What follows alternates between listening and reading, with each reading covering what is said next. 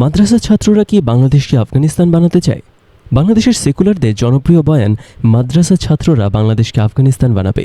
এই বয়ান শুনে প্রশ্ন জাগে, আফগানিস্তানকে আজকের আফগানিস্তান বানিয়েছে কি মাদ্রাসা ছাত্ররা নাকি আমেরিকা? ইরাককে আজকের ইরাক কে বানিয়েছে, মাদ্রাসা ছাত্র নাকি আমেরিকা?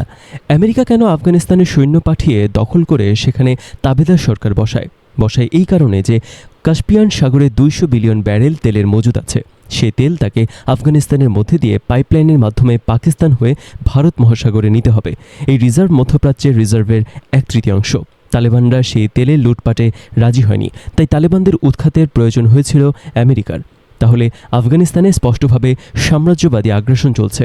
সেই সাম্রাজ্যবাদী আগ্রাসনের বিরুদ্ধে লড়ছে তালেবানরা।